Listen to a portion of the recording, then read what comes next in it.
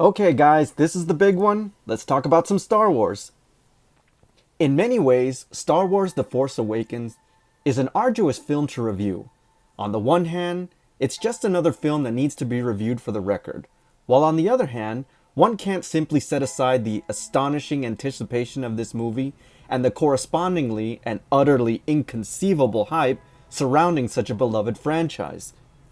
Much like the Force, there must be some balance, an equilibrium that enables you to look beyond the Star Wars fanaticism and be in harmony with what's being presented to you in order to reveal its true essence. Now, unless you've been hiding under a rock for many years, and believe me, there are in fact individuals who've never actually seen a Star Wars film, you may have already surmised that the story takes place after the events of Return of the Jedi. This is the continuation of the stories of the original cast members. However, it is not just their story that's being played out here. Since I don't want to be crucified, that is all I'm gonna say about the story, plot, etc. period. So I'll move straight on to the characters on this one. Can I say that I'm completely in love with the character of Rey, played by Daisy Ridley? I won't reveal anything about her, except to say that Rey is a hardened scavenger. She survives on the fringes and makes her home among the decay of the once great galactic empire. Like all the youth in this epoch, she grew up with the tales and legends of the generation that came before and perceives them as almost mythological. Her characterization hits the perfect tone. She is fierce, clever, and projects strength, without her personality having to overcompensate and become a caricature. She doesn't need anybody to come and rescue her, and yet we still see vulnerability, not to be mistaken with weakness. She expresses what we might all express who are placed in these incredible situations. Her ability to diagnose what is wrong with anything technological brings another dimension to her character and lets us know that she's grasped these skills over a lifetime. Without a doubt, she is a great female protagonist that I challenge even Anita Sarkeesian to find fault with. Daisy Ridley is a marvel to watch on screen, and I was captivated by her performance the entire time. If we were to be asked to be part of the Star Wars universe, I think we would all resemble a character like Finn. Finn is your everyday person who, similar to Rey, is trying to come to terms with the extraordinary situation he's placed in.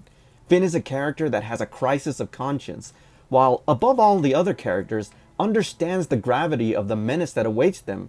This reluctant protagonist is guided by what he feels is right, even if he's not initially aware of it or even wants it. He acts on those impulses even in the face of insurmountable odds. John Boyega is a gifted actor, and he breathes a tremendous amount of humanity into this story, which reminds us of what is really at stake for the universe. Oscar Isaac plays Poe Dameron. Poe is a hotshot pilot, only in reputation and not exactly in characterization. Now, I'm not saying he's not a badass. He is. What I'm saying is that he's not a common archetype that you may find in Maverick from Top Gun.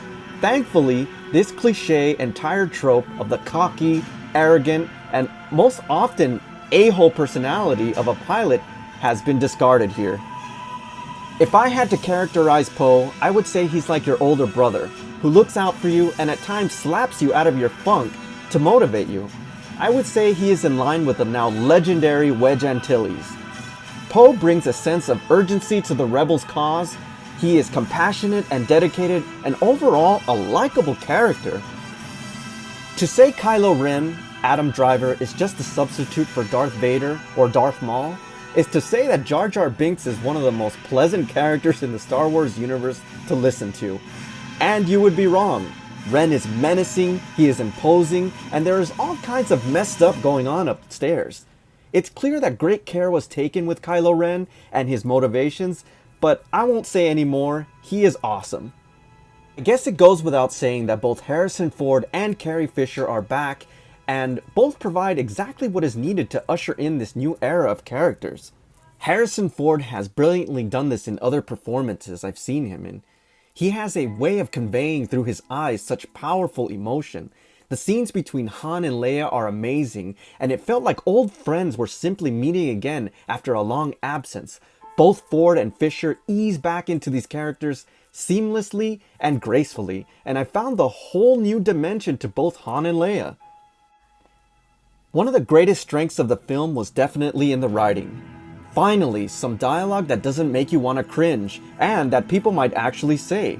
Couple this with minimal CG and things that look like they actually exist, and you have an intoxicating combination for your optic nerves. This world looks gritty, looks lived in and used, and it sent chills down my spine when I saw a squad of TIE fighters incoming out of the sunset. Simply amazing. There are so many other subtle but powerful ways that J.J. Abrams introduces certain aspects of the film, but I won't ruin them for you, except to say that they're gonna sucker punch you. You will have simultaneous emotions. Think people waiting for long-lost loved ones at the airport. I'm almost ashamed to admit how many times this movie made my eyes water and my throat ball up. Thankfully, nobody was sitting next to me.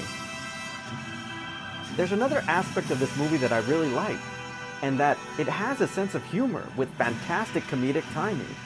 I would say better than most romantic comedies lately, which makes the even darker tones and emotional tugs that much more impactful. Ultimately, even if this wasn't a Star Wars movie, it would be a great film.